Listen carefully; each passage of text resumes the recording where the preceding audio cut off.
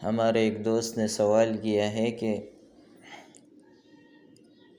ایک ایپ ہے ڈوکوڈیمو۔ یہ ایک اپلیکیشن ہے جس میں آن لائن کاروبار کیا جاتا ہے۔ اس کا طریقہ کار یہ ہے کہ سب سے پہلے کچھ ڈالرز خرید کر مذکورہ اپلیکیشن کے اکاؤنٹ میں جمع کرنا پڑتے ہیں۔ پھر یہ کمپنی خود کو بیچنے والا ظاہر کر کے آرڈر دے گی۔ جب کسی آرڈر پر کلک کر دیں گے تو گویا آپ نے وہ آرڈر خرید لی۔ پھر جب دوبارہ اس چیز پر کلک کریں گے تو وہ چیز خود بخود فروخت ہو جاتی ہے۔ جس پر انویسٹ کی ہوئی رقم یعنی جتنے پیسے وہ آپ نے لگائے ہیں ان کا 9% اس کا منافع ملتا ہے، اور یہ منافع کسی بھی وقت بآسانی نکالا جا سکتا ہے۔ اب سوال یہ ہے کہ کیا اس اپلیکیشن کا استعمال کرنا اور اس سے حاصل شدہ منافع لینا شرعاً جائز ہے یا نہیں؟ رہنمائی فرمائیں۔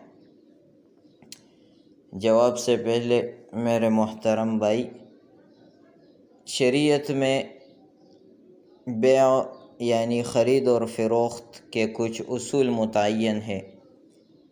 ان میں سے ایک اصل یہ ہے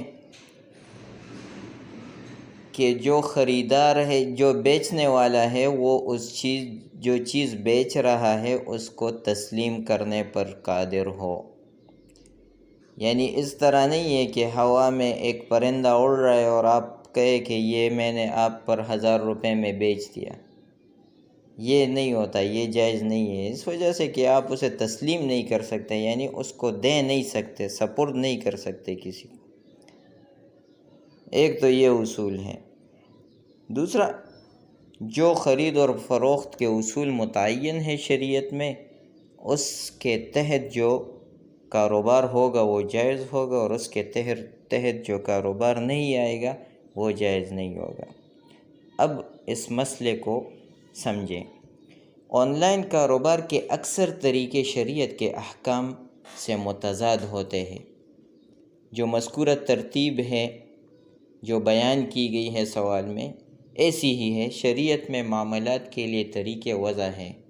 ڈوکوڈیمو کا طریقہ کار کسی بھی جائز مشروع طریقے کے تحت نہیں آ رہا۔ یہاں پر اپلیکیشن استعمال کرنے والا آپ کو روپے دیتا ہے، کمپنی اس رقم کو ڈالر سے تبدیل کرتی ہے اور ظاہر کر دیتی ہے کہ آپ کی اتنی رقم ڈالرز کی صورت میں ہمارے ہاں جمع ہے، اور آپ کو جمع کی ہوئی رقم کے تناسب سے اتنی فیصد رقم، مثلا 9% رقم ملتی رہے گی، اور خود کو مشتری ظاہر کرتی ہے، یعنی خریدنے والا ظاہر کرتی ہے، اور آپ کو بیچنے والا ظاہر کرتی ہے۔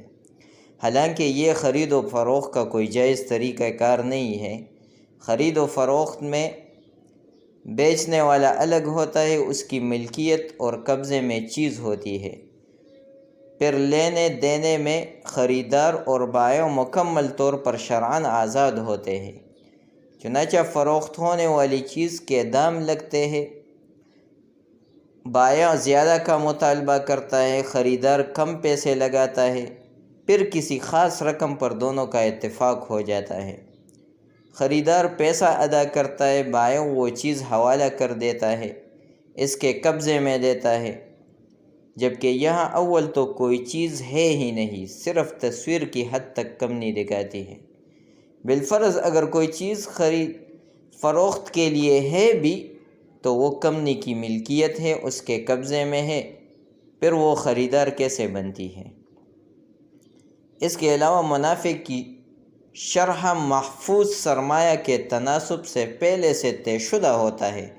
جو زیادہ سرمایہ لگاتا ہے اس کو منافع بھی زیادہ ملتا ہے، اور جو کم سرمایہ لگاتا ہے اس کو منافع بھی کم ملتا ہے۔ بہرحال یہ صرف زبانی یا دکھلاوے کی حد تک خرید و فروخت کا دعویٰ ہے۔ اصل میں صرف پیسوں پر پیسے ملتے ہیں، جو کہ سراسر سود ہے اور حرام ہے اور دھوکہ ہے۔ مسلمانوں پر لازم ہے کہ اس قسم کے کاروبار سے اور اس قسم کے اپلیکیشن سے پرہیز کریں۔